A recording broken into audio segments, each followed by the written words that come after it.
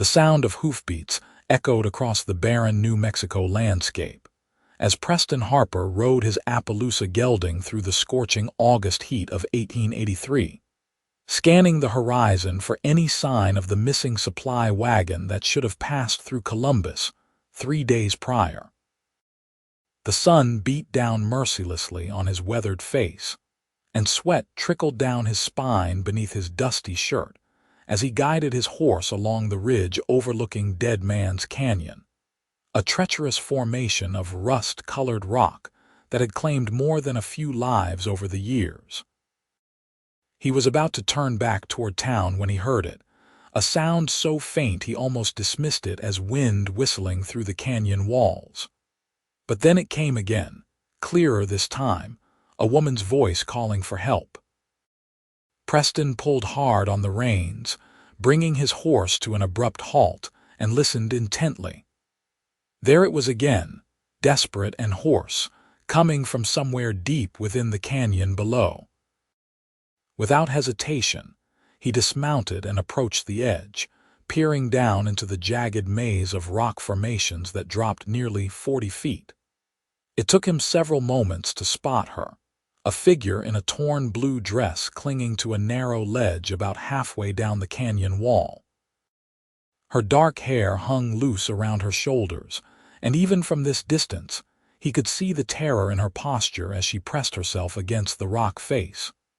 "Hold on, I'm coming down to get you," Preston shouted, his voice carrying through the still desert air. He could see her head turn toward him, and though he could not make out her features clearly from this angle, he saw her wave one arm frantically. Preston worked quickly, knowing that the midday heat would soon make the rocks too hot to touch, and that the woman below must already be suffering from exposure. He tied his rope securely to a sturdy juniper tree that had somehow found purchase in the rocky soil, testing the knot twice before threading the rope through his belt. His heart hammered in his chest as he began the descent, his boots seeking purchase on the uneven surface while his hands gripped the rope so tightly his knuckles turned white. The climb down seemed to take an eternity, though it could not have been more than 10 minutes. Small rocks broke free under his weight and tumbled down into the canyon depths, the sound of their impact echoing ominously. Preston focused on his breathing, on the rhythm of finding the next foothold, refusing to think about what would happen if the rope gave way or if he lost his grip. When he was finally close enough to see her properly, he found himself looking into the most striking pair of green eyes he had ever encountered. The woman was younger than he had initially thought, perhaps 23 or 24, with a heart-shaped face streaked with dust and tears. Her lips were cracked and bleeding from the sun and dehydration, and her hands were scraped raw from clinging to the rocks. "Can you reach me?" Preston asked, positioning himself on a stable outcropping just a few feet above her ledge. He extended his hand toward her, stretching as far as he dared. "I think so," she replied, her voice trembling but determined. She shifted her weight carefully, reaching up toward him. Her fingers brushed his, and then with a small leap of faith, she grasped his wrist firmly. Preston felt the full weight of her pull against his arm, and for one heart-stopping moment, he thought they would both plummet. But his boots held their position, and he hauled her up beside him on the outcropping, both of them breathing hard from the exertion and fear. "I have got you," he said, steadying her with one arm around her waist while maintaining his grip on the rope with the other. She sagged against him, her body shaking with relief and exhaustion. "Thank you," she whispered. "I thought I was going to die down here." "Not today," Preston assured her, though he knew their ordeal was far from over. Getting down had been challenging enough, but climbing back up while helping an injured and weakened woman would be infinitely more difficult. "What is your name?" "Victoria Reynolds," she answered, looking up at him. "My family was traveling to Silver City when our wagon lost a wheel. I wandered away from camp this morning trying to find water and I slipped over the edge. I have been trapped here for hours. Preston Harper, he introduced himself. I am a ranch hand from Columbus. Can you climb if I help you? Victoria nodded, though uncertainty flickered in her eyes. I will try.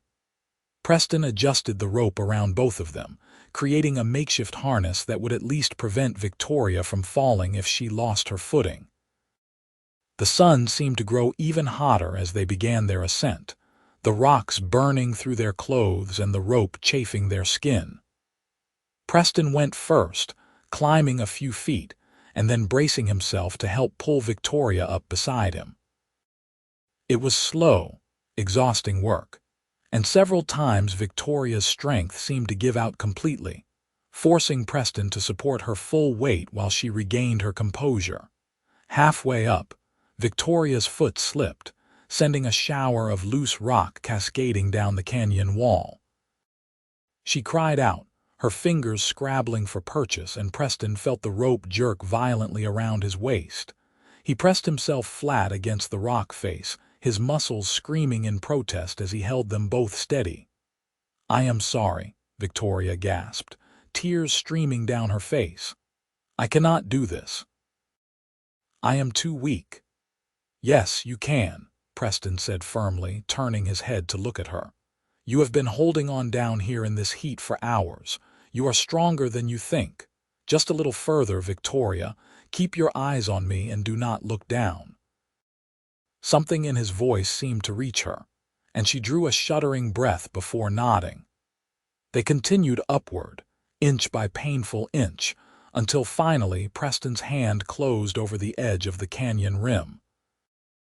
With a last burst of strength, he hauled himself up and over, then immediately turned to pull Victoria up beside him. She collapsed on the solid ground, sobbing with relief, and Preston lay beside her for a moment, his chest heaving as he struggled to catch his breath. When he could move again, Preston retrieved his canteen from where it hung on his saddle and brought it to Victoria. She drank greedily, and he had to gently pull it away before she made herself sick. He wet his bandana and used it to carefully clean the worst of the dirt and blood from her face and hands, his touch surprisingly gentle for such rough, calloused hands. Your family must be worried sick, Preston said. Where was your camp? Victoria's expression crumpled. About 5 miles east of here, near the old mission ruins. But they do not know where I went. I did not tell anyone. I just walked away, and when I realized I had gone too far, I tried to take a shortcut back, and that is when I fell. Preston helped her to her feet, noting how she favored her left ankle. We need to get you back to them before dark. Can you ride? I have ridden since I was a child, Victoria assured him, though she swayed slightly as she stood. Preston kept a steadying hand on her elbow as he led her to his horse. He mounted first, then reached down to help Victoria up behind him. She settled against his back, her arms wrapping around his waist, and Preston tried to ignore the way his heart rate increased at her proximity. They rode east at a steady pace, with Preston taking care to avoid the roughest terrain for Victoria's sake. She rested her cheek against his shoulder blade, and he could feel the heat of her body even through the fabric of his shirt. The sun was beginning its descent toward the horizon, painting the desert in shades of orange and gold, when they finally spotted the Reynolds family camp.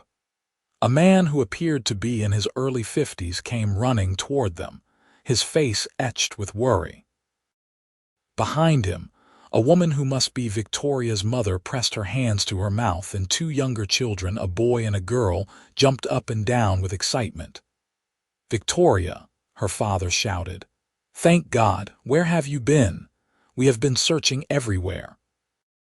Preston dismounted and carefully helped Victoria down, supporting her weight as her father rushed forward to embrace her. The whole story came tumbling out, Victoria's words tripping over each other as she explained what had happened and how Preston had saved her life. Her father, who introduced himself as Thomas Reynolds, pumped Preston's hand vigorously, his eyes shining with grateful tears. "You saved my daughter's life," Thomas said, his voice thick with emotion. "We can never repay you for what you have done." "No repayment necessary," Preston replied, though he found his gaze drifting to Victoria, who was now surrounded by her mother and siblings. "I am just glad I heard her calls for help." Victoria's mother, Eleanor, insisted that Preston stay for supper, and despite his protests that he should return to Columbus before full dark, he found himself agreeing. The family had been traveling for 3 weeks from their home in Kansas, seeking a fresh start in the silver mining towns of western New Mexico territory. Their wagon, which Thomas and his eldest son were still working to repair, sat off to one side with one wheel propped up on rocks. As Eleanor prepared a simple meal of beans and cornbread over the campfire, Preston found himself sitting near Victoria, who had cleaned up and changed into a fresh dress. Her ankle had been wrapped, and though she still looked exhausted, color had returned to her cheeks.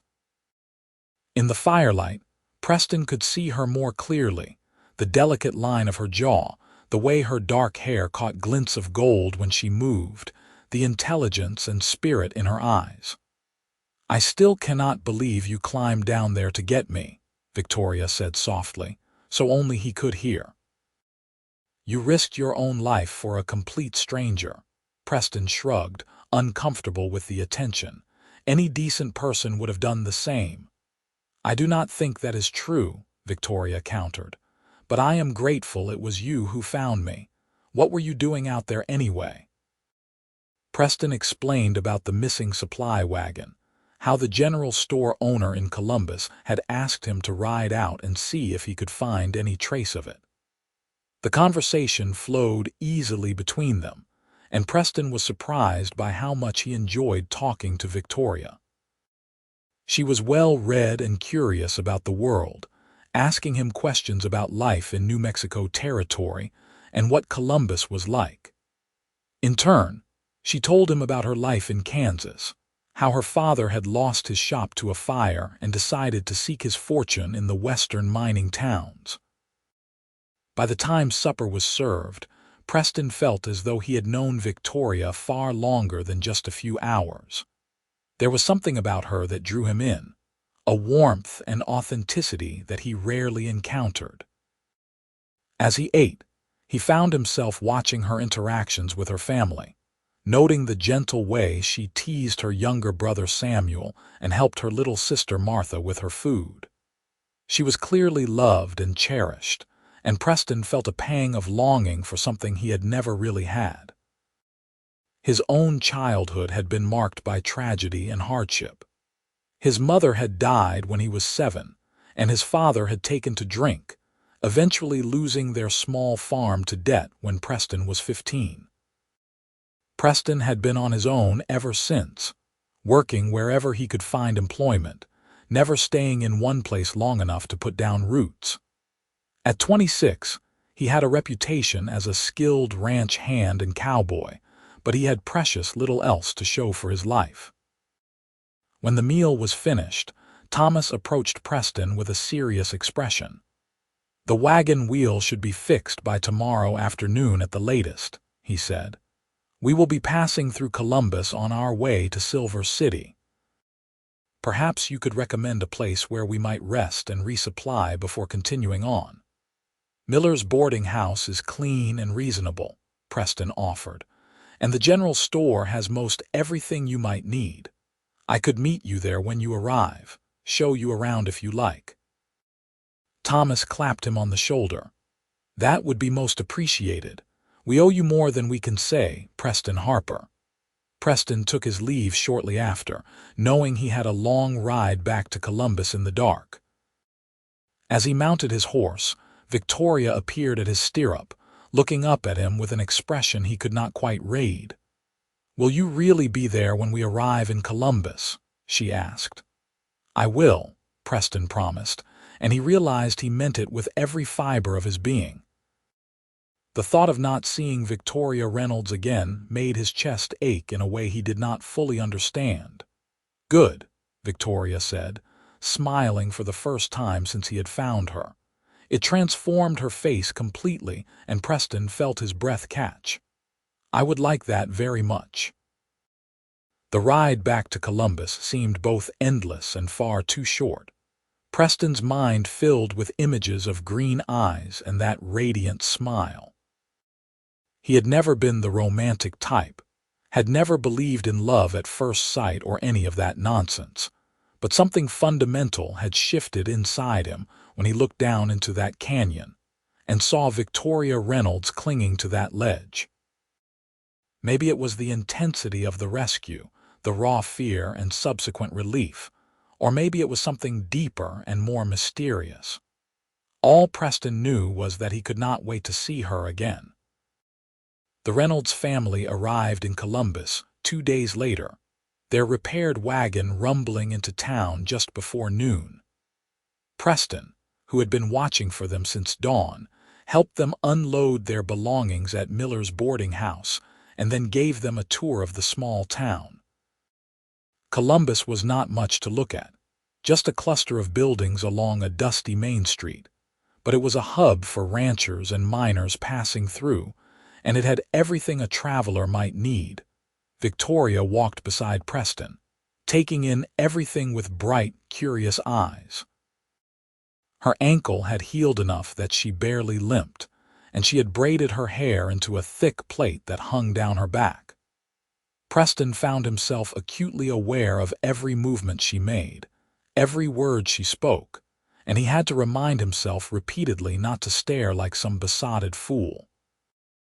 Over the next 3 days, while the Reynolds family rested and prepared for the final leg of their journey to Silver City, Preston spent every free moment he had with Victoria.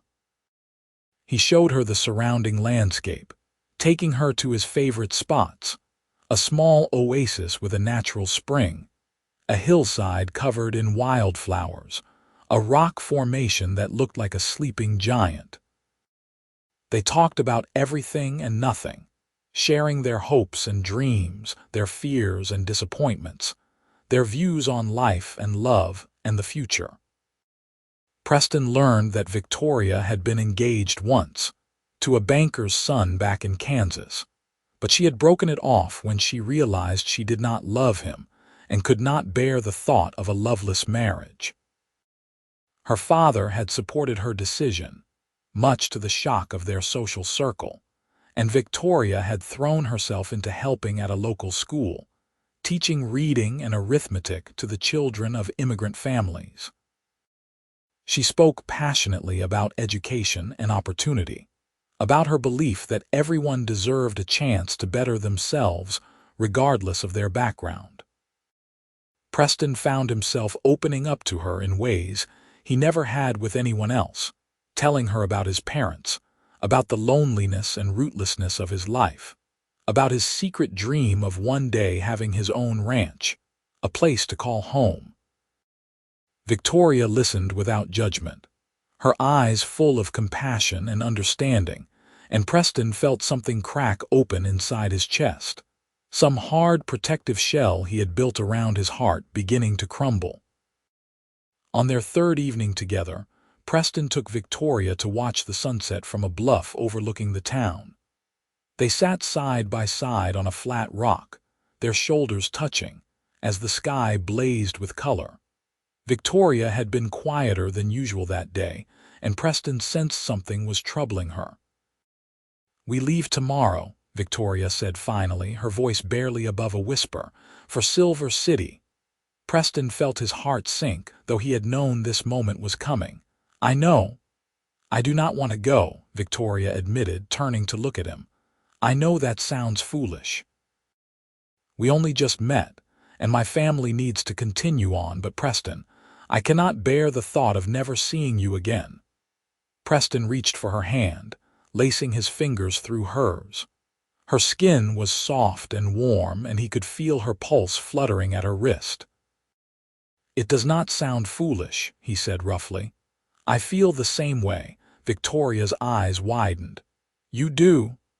I have never felt this way about anyone, Preston confessed, the words tumbling out before he could stop them. From the moment I saw you in that canyon, something changed. I cannot explain it, but I know I do not want to let you go. I know it is fast, probably too fast, but Victoria, I am falling in love with you. Tears spilled down Victoria's cheeks, but she was smiling. I am falling in love with you too, she whispered. What are we going to do? Preston cupped her face in his hands, his thumbs gently wiping away her tears. Come with me, he said impulsively. Stay here in Columbus. I know I do not have much to offer right now, just a job and a rented room, but I am a hard worker and I have some money saved. We could build a life together. My family, Victoria began, but Preston could see the longing in her eyes, the desire to say yes. Talk to them, Preston urged. Make them understand. You are a grown woman, Victoria. You have the right to choose your own path. They sat there as the sun sank below the horizon, holding each other close, and Preston felt more certain of this decision than he had ever felt about anything in his life. He kissed her then, softly at first and then with growing passion, and Victoria kissed him back with equal fervor, her arms winding around his neck. The conversation with Victoria's parents was difficult but ultimately successful. Thomas and Alina could see the genuine love between their daughter and Preston, and while they had reservations about leaving Victoria behind with a man they barely knew, they also remembered how Preston had risked his life to save her. In the end, it was Victoria's calm determination and obvious happiness that swayed them. You saved our daughter's life, Thomas said to Preston as they stood outside the boarding house. I can see that you love her, and she loves you. But if you ever hurt her, if you ever give me reason to regret this decision, I will come back here and deal with you myself. Do you understand? Yes, sir, Preston said solemnly. I swear to you I will spend the rest of my life making her happy and keeping her safe. Alina embraced Victoria tightly, whispering advice and blessings in her ear. Little Martha cried openly, and Samuel tried to be brave though his eyes were suspiciously bright. The family promised to write as soon as they were settled in Silver City, and Victoria promised to visit as soon as she and Preston could manage the trip. As the wagon rolled out of Columbus the next morning, Victoria stood beside Preston, her hand clasped tightly in his, tears streaming down her face as she waved goodbye to her family. Preston wrapped his arm around her shoulders, and she turned into his embrace, burying her face against his chest. Did I just make a terrible mistake? Victoria asked, her voice muffled. No, Preston said with absolute certainty. This is just the beginning. The beginning proved to be far more challenging than either of them had anticipated. Preston's rented room above the saloon was barely big enough for one person, let alone two, and certainly not suitable for a newly engaged couple trying to maintain some semblance of propriety. Mrs. Miller at the boarding house agreed to let Victoria stay on at a reduced rate, with Preston paying her board, but it put a strain on his limited finances. Preston took on extra work wherever he could find it, hiring himself out for fence mending, cattle drives, and general labor. He was gone from before dawn until well after dark most days, coming back exhausted and covered in dust. But every evening he would clean up and spend whatever time he could with Victoria, before forcing himself to return to his own room. Victoria, for her part, quickly established herself in the community. She began teaching reading lessons to the children of local families who could not afford to send them away to school, holding classes in a corner of the church. She charged only what families could afford, sometimes accepting payment in the form of eggs, vegetables, or bread, and she threw herself into the work with passion and dedication. Reverend Michael Carver, who oversaw the small church, took a particular interest in Victoria's work. He was an elderly man with kind eyes and a genuine commitment to serving his flock, and he offered to help Victoria establish a proper schoolhouse if she could raise half the necessary funds. Victoria accepted eagerly, seeing it as both a worthy goal and a way to build a future in Columbus. 4 months after Victoria had decided to stay in Columbus, Preston and Victoria were married in the small church, surrounded by the community they had both grown to love. Victoria wore a simple cream-colored dress that she had sewn herself, with wildflowers in her hair that Preston had gathered that morning. Preston wore his best shirt and pants, freshly washed and pressed, his hair slicked back and his jaw clean-shaven. As they exchanged vows, Preston's voice was steady and sure, his eyes never leaving Victoria's face. When Reverend Carver pronounced them man and wife, Preston kissed Victoria with such tenderness and joy that several of the women in attendance dabbed at their eyes with handkerchiefs. The small reception afterward featured music and dancing, with Preston surprising Victoria by proving to be a capable dancer, despite his claims that he had 2 left feet. They spent their wedding night in a small house that Preston had been secretly fixing up for the past 2 months, using every spare moment and every extra penny to make it habitable. It was not much, just 2 rooms and a kitchen, but it had a solid roof, glass windows, and a pot-bellied stove. Victoria cried when she saw it, overwhelmed by Preston's thoughtfulness and hard work. Their first year of marriage was marked by both joy and hardship.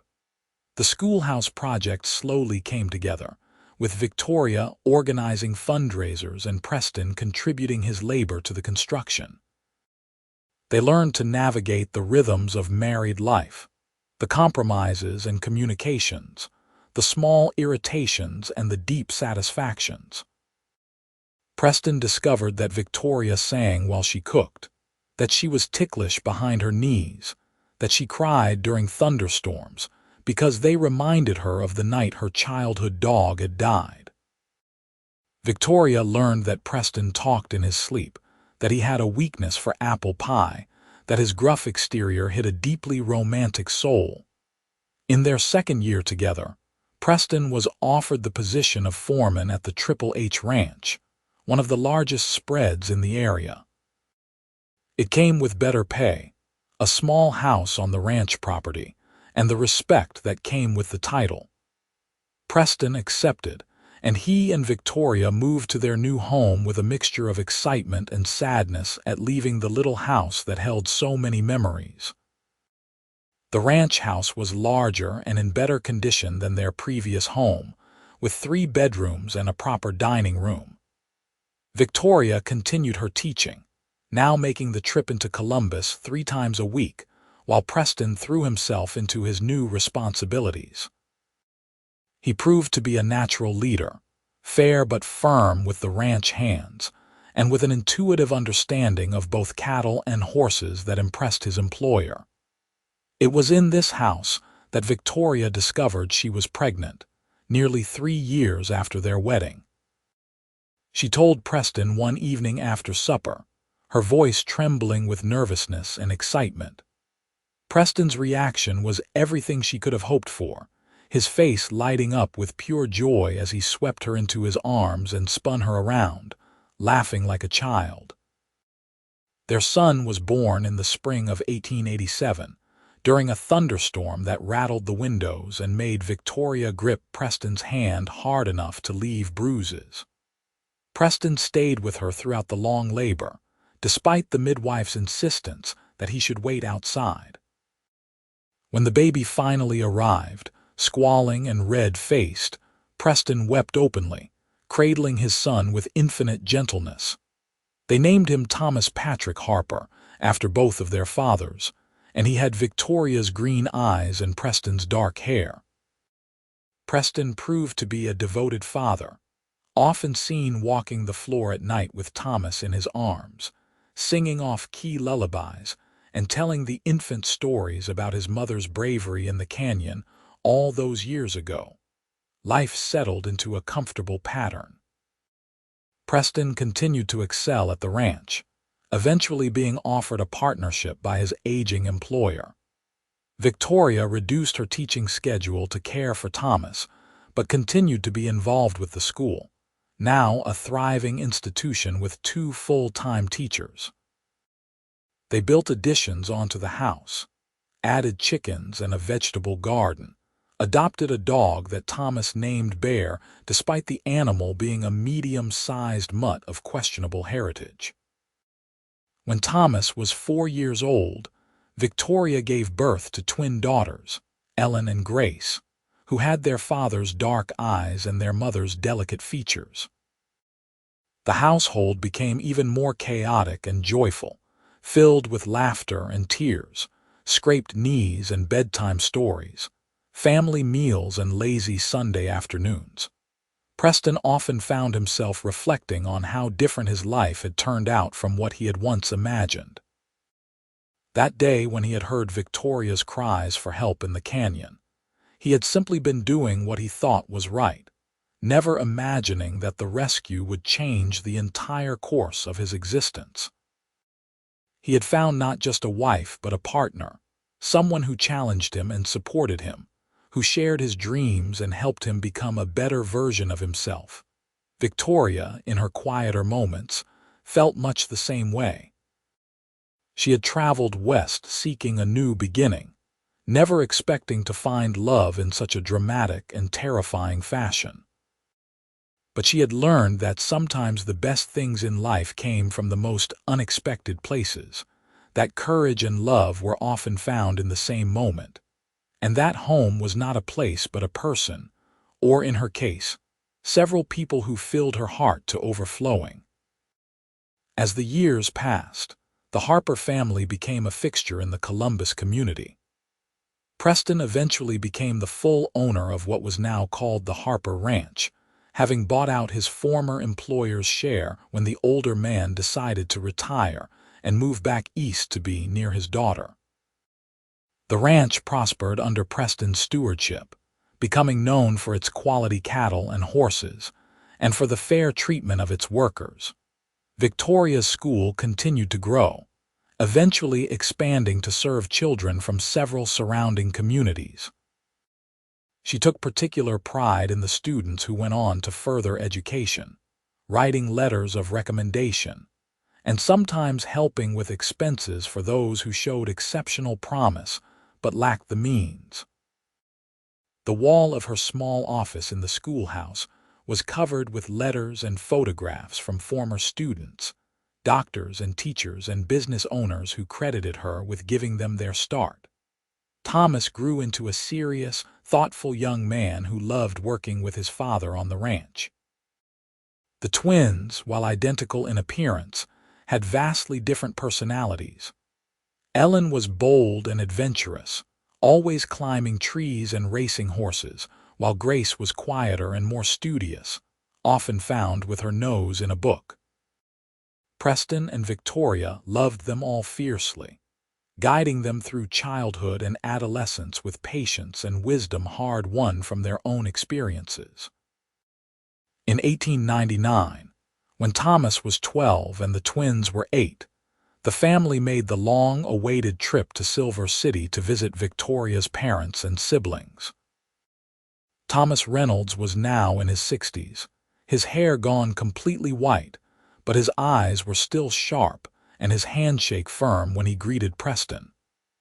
Eleanor had aged gracefully, and she wept with joy at seeing her daughter and meeting her grandchildren for the first time. Samuel, Victoria's younger brother, was now a successful assayer in the silver mines, married with 3 children of his own. Martha had married a rancher and lived just outside Silver City with her husband and baby son. The reunion was emotional and wonderful, filled with laughter and storytelling, with Thomas Reynolds pulling Preston aside at one point to thank him again for saving his daughter, and for making her so happy. "I knew that day in Columbus that you were a good man," Thomas said, his voice gruff with emotion. "But seeing the life you have built together, the family you have raised, I know that my Victoria could not have chosen better. You have more than kept your promise to me, Preston Harper." The trip to Silver City became an annual tradition, with the Reynolds and Harper families growing closer with each visit. When Thomas Reynolds passed away peacefully in his sleep in 1903, Preston was one of the pallbearers, and he stood beside Victoria as she mourned the father who had trusted him with her care all those years ago. Life was not without its challenges and sorrows. There were droughts that devastated the cattle, illnesses that swept through the community, financial setbacks, and personal disappointments. But Preston and Victoria faced everything together, their love deepening and strengthening with each passing year. They learned that true partnership meant bearing each other's burdens, celebrating each other's triumphs, and never losing sight of what truly mattered. On their 20th wedding anniversary, Preston took Victoria back to the bluff, where he had first told her he loved her. They sat on the same flat rock, their bodies pressed close together, watching the sun set in a blaze of color. Victoria's hair now had threads of silver running through it, and Preston's face was more lined and weathered, but their hands still fit together perfectly. Their hearts still beat in sync. "Do you remember what you asked me that night?" Preston said softly. "If you had made a terrible mistake," Victoria smiled, leaning her head on his shoulder. "I remember everything about that night, and every day since then has proven that it was the best decision I ever made." Preston pulled a small wrapped package from his jacket pocket and handed it to Victoria. She opened it carefully, revealing a delicate gold locket. Inside were two tiny photographs, one of Preston and one of Victoria, taken on their wedding day. "I want you to always have a piece of that day with you," Preston said. "The day I made you mine and you made me whole." Victoria's eyes filled with tears as she fastened the locket around her neck. "I love you, Preston Harper, more than words could ever express." "I love you too," Preston replied, kissing her softly. "My beautiful, brave Victoria, the woman I pulled from a canyon and who pulled me from a life of loneliness and emptiness. You are my everything." They sat there until the stars came out, talking about their children and their future, about the ranch and the school, about the memories they had made and the adventures still to come. And when they finally rode home under the vast New Mexico sky, they did so with hearts full of gratitude and joy, knowing that they had been given something rare and precious, a love that had been forged in fire and fear and had grown into something unbreakable and eternal. Thomas Harper took over management of the ranch when he turned 25, showing the same dedication and skill that his father had always displayed. He married a schoolteacher named Sarah, and together they gave Preston and Victoria 5 grandchildren who filled the ranch house with noise and laughter. Ellen, true to her adventurous nature, became one of the few female ranch owners in the territory, purchasing her own spread with money she had saved working as a trail guide. Grace pursued her love of learning, eventually becoming a teacher at Victoria's school, and then taking over as headmistress when Victoria finally decided to retire. As Preston and Victoria entered their 60s, they gradually stepped back from the day-to-day operations of the ranch and school, though they remained active and involved in the community. They spent their days gardening, reading, playing with their grandchildren, and simply enjoying each other's company. Preston built Victoria a gazebo overlooking the small pond on their property, where she liked to sit in the afternoons with a book or her knitting. On quiet evenings, they would sit on the porch swing Preston had made, watching the sun set over the land they had built their life on. Sometimes they would talk, reminiscing about the past or making plans for the future. Other times they would simply sit in comfortable silence, their hands clasped together, needing no words to communicate the depth of their feelings. Preston sometimes thought about that August day in 1883 when he had been riding along Dead Man's Canyon, searching for a missing supply wagon. He thought about how different his life would have been if he had taken a different route, if he had decided to turn back earlier, if he had not heard Victoria's faint cries for help. The thought always made him shudder, not with fear but with profound gratitude that fate had placed him in the right place at the right time. Victoria, too, often reflected on that day, on how her impulsive decision to search for water had led to the most terrifying and transformative experience of her life. She had learned so much about herself in those hours clinging to that ledge, about her own strength and will to survive, and about the kindness of strangers. Meeting Preston had changed everything, had given her a life richer and fuller than anything she could have imagined. In the spring of 1915, Preston and Victoria celebrated their 32nd wedding anniversary surrounded by their children, their grandchildren, and many friends from the community they had helped build. It was a joyous occasion, with food and music and dancing, with toasts and speeches that left hardly a dry eye in the house. As the evening wound down and the guests began to depart, Preston and Victoria stood together on the porch, waving goodbye and thanking everyone for coming. 32 years, Victoria mused, leaning against Preston. Sometimes it feels like yesterday that you climbed down into that canyon to save me.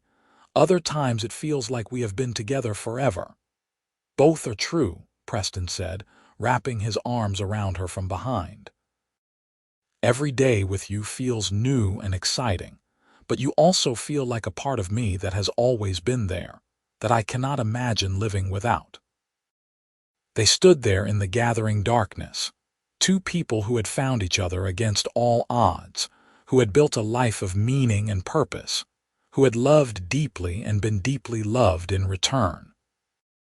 The ranch stretched out before them, peaceful and prosperous, a testament to decades of hard work and dedication. Inside the house, they could hear the sounds of their family cleaning up, their voices raised in laughter and conversation. Preston turned Victoria in his arms, tilting her face up to his. Even after all these years, the sight of her still made his heart skip a beat.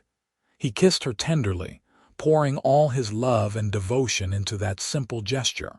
"Thank you," he whispered against her lips. "For what?" Victoria asked, smiling. "For holding on," Preston said. "For not giving up in that canyon, for trusting me to get you out, for choosing to stay with me, for building this life with me, for everything." Victoria's eyes shimmered with tears. "Thank you for coming down to get me, for not riding past, for loving me so completely, for giving me a home and a family and a purpose, for being exactly the man I needed, even when I did not know I needed you." They kissed again, longer this time, and when they finally drew apart, they were both smiling. Hand in hand, they walked back into the house, into the warmth and light and love that they had created together. The future stretched before them, uncertain in its details but solid in its foundation, built on a love that had been tested and proven time and again. Preston Harper had been a drifter, a man without roots or prospects, when he rode along that canyon in the scorching August heat. Victoria Reynolds had been a young woman seeking a new beginning, lost and afraid in an unforgiving landscape. But fate had brought them together in the most dramatic way possible, and they had seized that chance with both hands, refusing to let it slip away. In the years that followed, they had built something beautiful and lasting, not just a ranch or a school or a family, but a legacy of love and courage that would endure long after they were gone.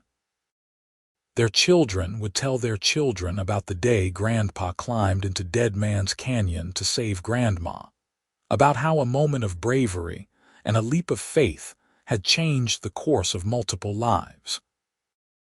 And as Preston and Victoria settled into their favorite chairs by the fireplace, surrounded by the life they had built together, they knew with absolute certainty that every moment of fear, every obstacle overcome, every sacrifice made had been worth it.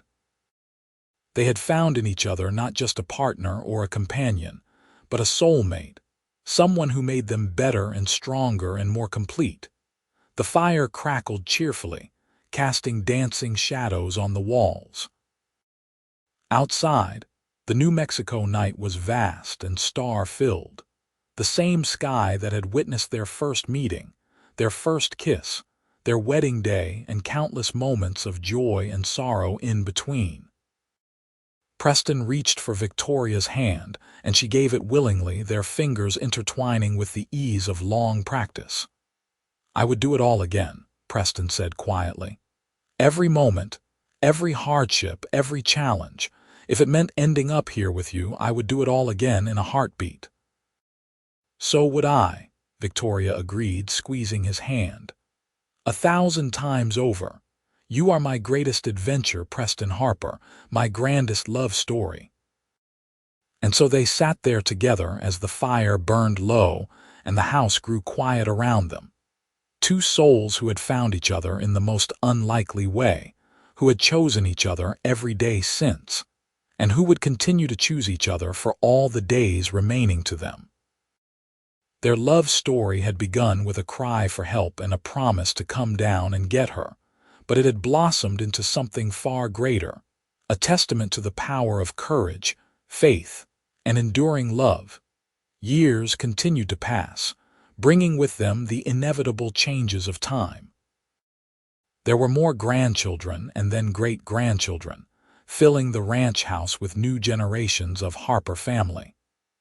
The school that Victoria had worked so hard to establish became a permanent fixture of Columbus, educating hundreds of children over the decades. The Harper Ranch remained one of the most successful and respected operations in the territory, even as New Mexico transitioned from territory to statehood in 1912. Preston and Victoria grew older together, their hair turning completely white, their steps becoming slower and more careful. But their love never diminished, never faded. If anything, it grew stronger and more profound, deepened by the shared experiences of a lifetime. They remained each other's best friend, closest confidant, and greatest love until the very end.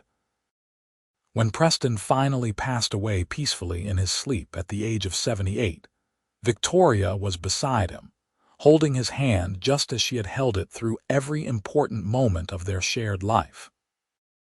She mourned him deeply, but without regret, knowing that they had been blessed with far more time together than many couples ever received. She wore his wedding ring on a chain around her neck, right next to the locket he had given her on their 20th anniversary. Victoria lived another 3 years, surrounded by the family she and Preston had created, never lacking for company or care. She spent her final days in the house they had built together, in the bed they had shared for decades, and when she closed her eyes for the last time, there was a smile on her face, as if she could see Preston waiting for her just beyond the veil. They were buried side by side on a hillside overlooking the ranch, under a spreading cottonwood tree. The headstone was simple but elegant, bearing their names, the dates of their births and deaths, and a single line that summed up their entire love story in 5 words. "Hold on, I am coming."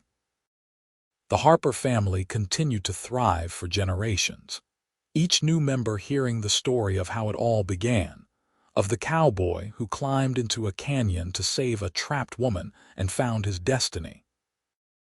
The ranch remained in the family, passed down through the years, and the school that bore Victoria's name continued to educate children well into the 21st century.